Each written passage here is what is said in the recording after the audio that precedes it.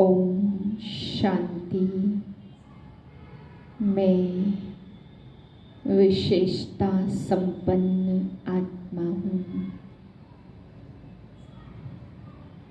मुझ आत्मा में सर्व विशेषताएं समाई हुई हैं।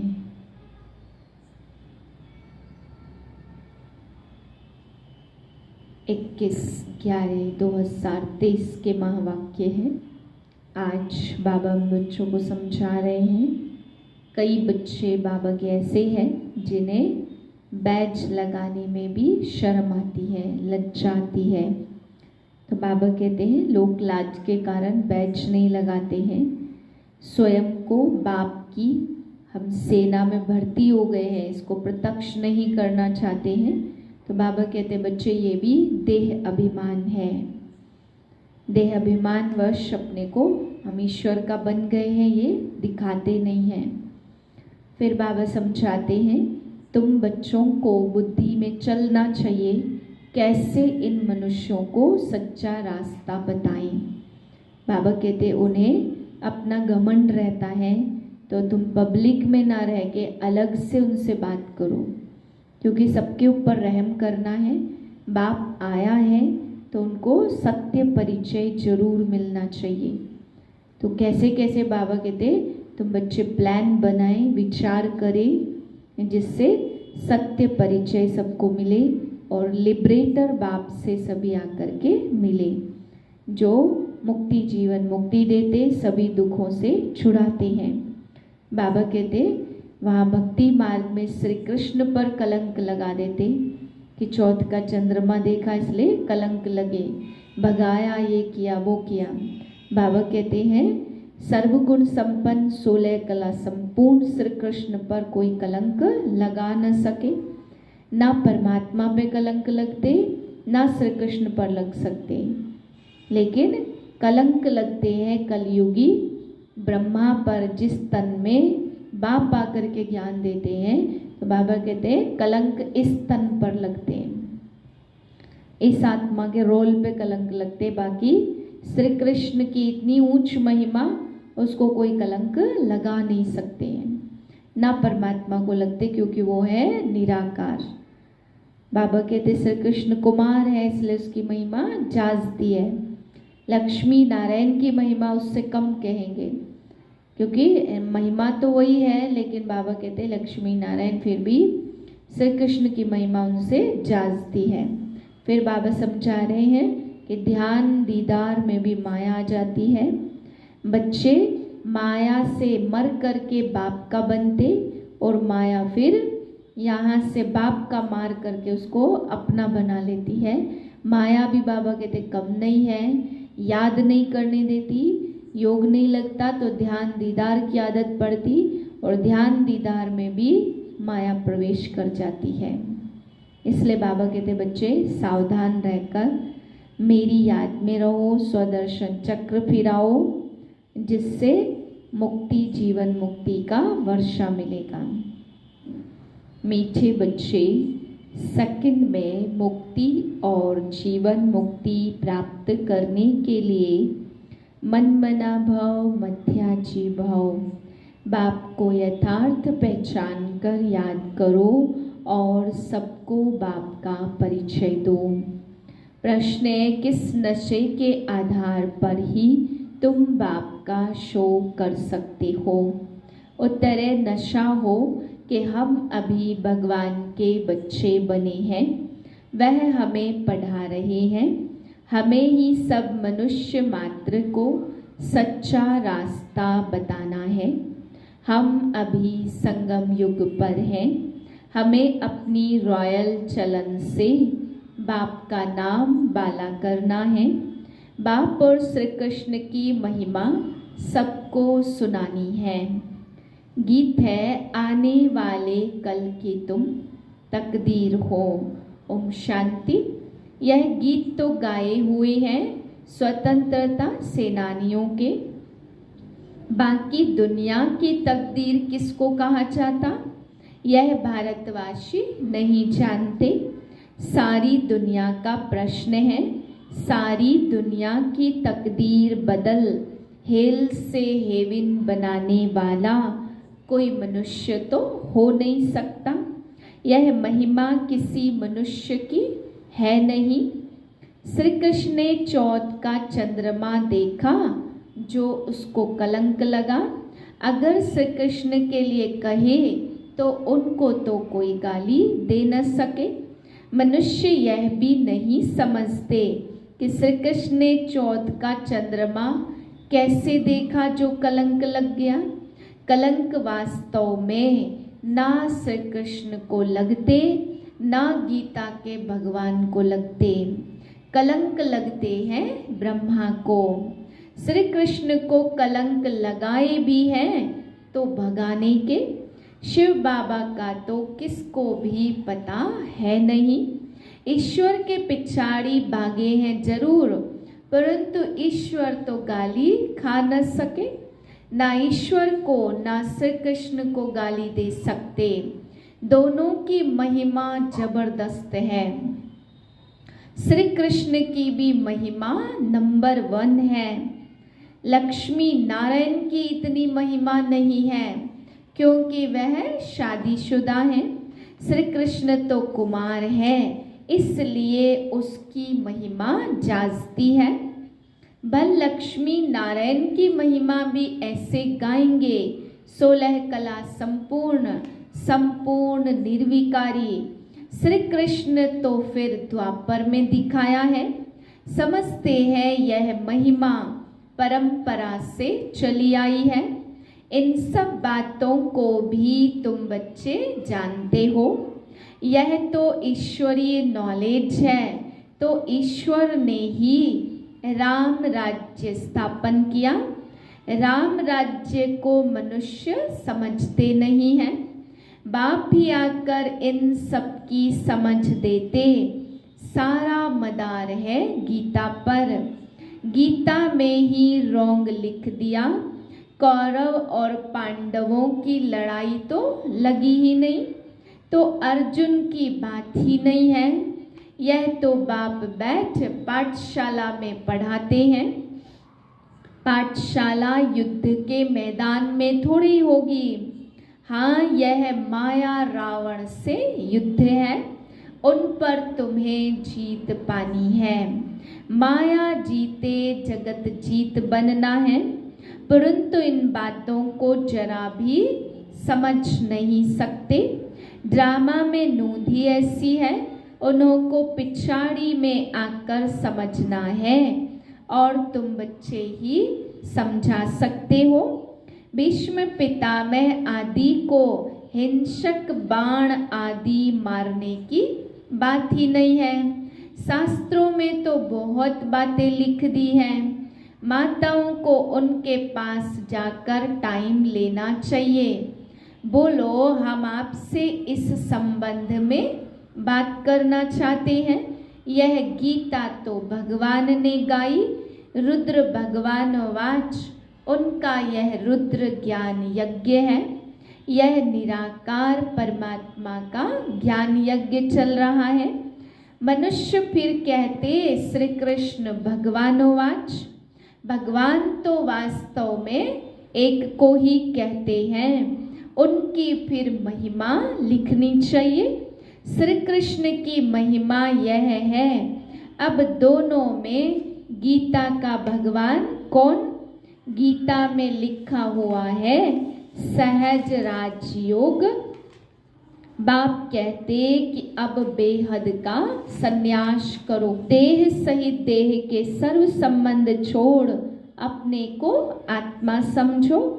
मन मना भव मध्याची भव। बाप समझाते तो बहुत अच्छी रीति से हैं। श्री कृष्ण भगवान वाच कहते श्री अर्थात श्रेष्ठ, जो परमपिता परमात्मा को ही कहेंगे।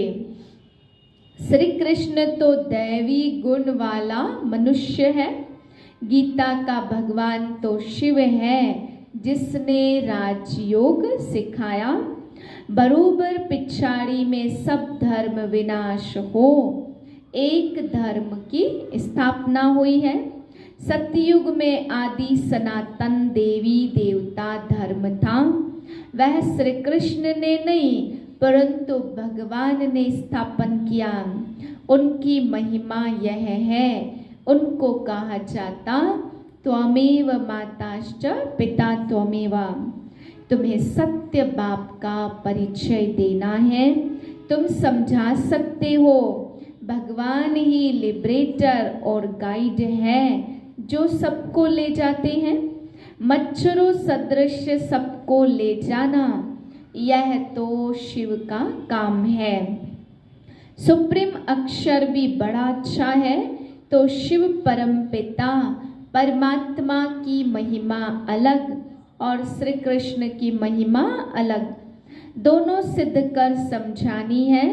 शिव तो जन्म मरण में आने वाला नहीं है, वह है पतित पावन, तो श्री कृष्ण तो पूरे 84 जन्म लेते हैं। अब परमात्मा किसको कहा जाए यह भी लिखना चाहिए।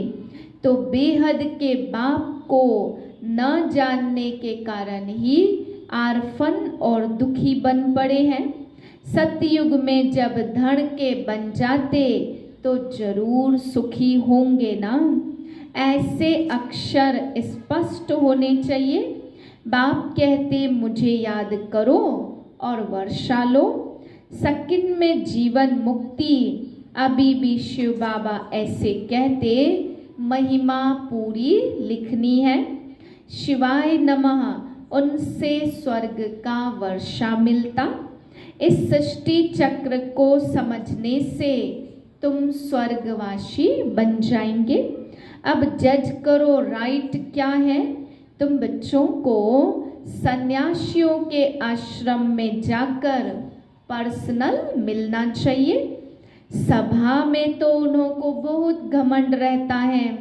तुम बच्चों की बुद्धि में रहना चाहिए, कैसे इन मनुष्यों को सच्चा रास्ता बताएं।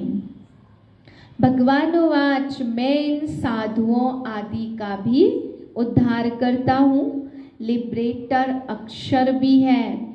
बेहद का बाप कहते मेरे बनो।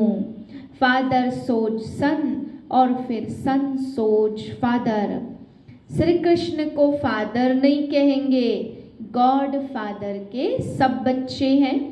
मनुष्य मात्र के जो सब बच्चे हो न सके, तो तुम बच्चों को समझाने का बड़ा नशा होना चाहिए। परंतु उस बिचारे पर श्री कृष्ण पर तो भारतवासियों ने कलंक लगा दिए हैं। कहेंगे भारतवासी तो तुम भी हो। बोलो हाँ हम भी हैं, परंतु हम अभी संगम पर हैं।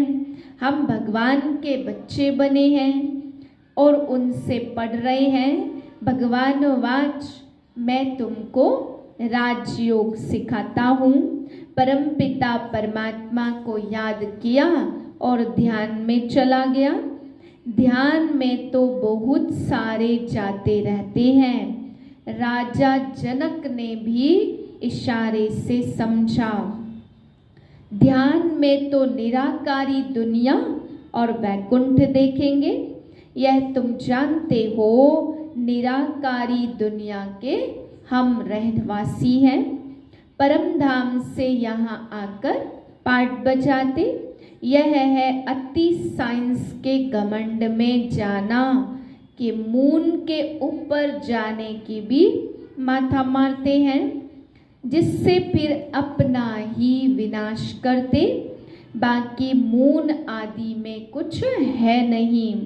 बातें तो बड़ी अच्छी हैं, सिर्फ समझाने की युक्ति चाहिए। हमको शिक्षा देने वाला ऊंचते ऊंच बाप है, वह तुम्हारा भी बाप है। उनकी महिमा अलग और श्री कृष्ण की महिमा अलग है। रुद्र अविनाशी ज्ञान यज्ञ है, जिसमें सब आहुति पढ़नी है। पॉइंट्स बहुत अच्छी हैं, परंतु शायद अभी देरी है। यह पॉइंट भी अच्छी है। एक रूहानी यात्रा दूसरी जिस्मानी यात्रा। बाप कहते अंतमति सो गति होगी यदि तुम मुझे याद करेंगे। याद करने की आदत डालनी है, परंतु यह माया याद करने नहीं देती। अच्छा, मीठे मीठे सिक्के लदे बच्चों प्रति बाप दादा का, माता पिता का याद प्यार, गुड मॉर्निंग। सर्विस तो सब करते, परंतु ऊंच और नीच सर्विस तो है ना। किसको बाप का परिचय देना है, बहुत सहज।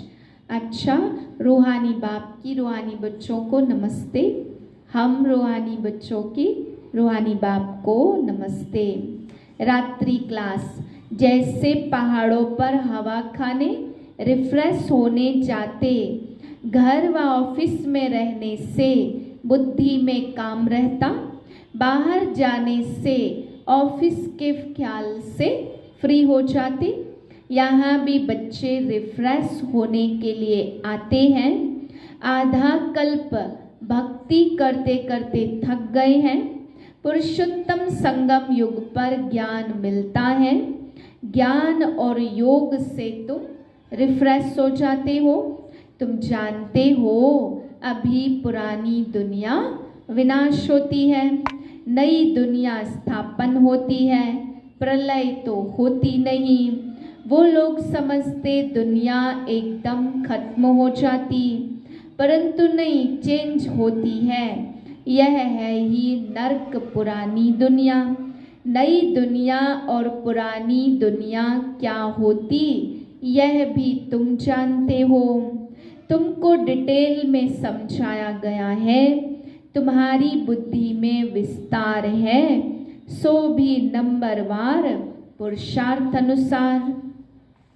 समझाने में भी बहुत रिफाइननेस चाहिए। किसी को ऐसा समझाओ जो झट बुद्धि में बैठ जाए। कई बच्चे कच्चे हैं जो चलते चलते टूट पड़ते। भगवानोवाच भी है, आश्चर्यवत सुनंती कथंती फिर भागंती। यहाँ है माया से युद्ध। माया से मरकर ईश्वर का बनते और फिर ईश्वर से मरकर माया का बन जाते। एडॉप्ट होकर फिर फारकती दे देते। माया बड़ी प्रबल है, बहुतों को तूफान में ले आती। समझते हैं हार जीत होती है, यह खेल ही हार जीत का है।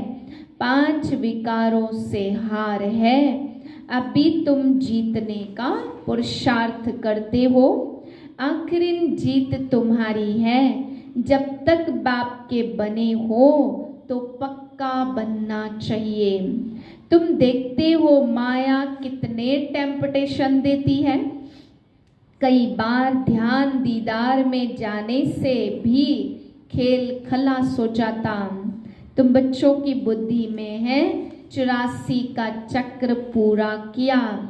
अगर चक्र भी भूलते हो तो पांव पीछे हट जाते, फिर दुनियावी बातों में बुद्धि लग जाती। मुरली आदि भी याद नहीं रहती। कई बच्चों को बैज लगाने में लग जाती। अभी यह है देह अभिमान, गाली तो खानी है ना। श्री कृष्ण ने कितनी गाली खाई है, सबसे जास्ती गाली खाई है शिव ने, फिर श्री कृष्ण ने, और फिर सबसे जास्ती गाली खाई राम ने। नंबरवार है, डिफेम करने से भारत की कितनी ग्लानि हुई। तुम बच्चों को इसमें डरना नहीं है। अच्छा, मीठे मीठे सिक्के लदे बच्चों प्रति याद प्यार और गुड नाइट। धारणा के लिए है पहली पॉइंट, बुद्धि से बेहद का संन्यास कर रूहानी यात्रा पर तत्पर रहना है, याद में रहने की आदत डालनी है। दूसरी पॉइंट, फादर सोच सन, सन सोच फादर, सभी को बाप का सत्य परिचय देना है। सेकंड में जीवन मुक्ति का रास्ता बताना है। वरदान है मनसा और वाचा के मेल द्वारा जादू मंत्र करने वाले नवीनता और विशेषता संपन्न भाव। मनसा और वाचा दोनों का मिलन जादू मंत्र का काम करता। इससे संगठन की छोटी छोटी बातें ऐसे समाप्त हो जाएंगी जो आप सोचेंगे कि यह तो जादू हो गया। मनसा शुभ भावना व शुभ दुआएं देने में बिजी हो तो मन की हलचल समाप्त हो जाएगी। पुरुषार्थ से कभी दिल से कष्ट नहीं होंगे। संगठन में कभी घबराएंगे नहीं। मनसा वाचा की सम्मिलित सेवा से विहंग मार्ग की सेवा का प्रभाव देखेंगे। अब सेवा में इसी नवीनता और विशेषता से संपन्न बनो तो 9 लाख प्रजा सहज तैयार हो जाएगी। स्लोगन है, बुद्धि यथार्थ निर्णय तब देगी जब पूरे पूरे वॉइसलेस बनेंगे। मातेश्वरी जी के मधुर महावाक्य। कलयुगी असार संसार से सतयुगी सार वाली दुनिया में ले चलना किसका काम है? इस कलयुगी संसार को असार संसार क्यों कहते? क्योंकि इस दुनिया में कोई सार नहीं है। माना कोई भी वस्तु में वो ताकत नहीं रही, अर्थात सुख शांति पवित्रता नहीं है। जो इस सृष्टि पर कोई समय सुख शांति पवित्रता थी, अब वो ताकत नहीं है, क्योंकि इस सृष्टि में 5 भूतों की प्रवेशता है। इसलिए ही इस सृष्टि को भय का सागर अथवा कर्म बंधन का सागर कहते। इसलिए ही मनुष्य दुखी हो परमात्मा को पुकार रहे हैं। परमात्मा हमको भव सागर से पार करो। इससे सिद्ध है कि जरूर कोई अभय अर्थात निर्भयता का भी संसार है जिसमें चलना चाहते हैं। इसलिए संसार को पाप का सागर कहते, जिससे पार कर पुण्यात्मा वाली दुनिया में चलना चाहते। तो दुनियाएं 2 हैं, एक सतयुगी सार वाली दुनिया, दूसरी कलयुगी असार वाली दुनिया। दोनों दुनियाएं इस सृष्टि पर होती हैं। अच्छा, ओम शांति।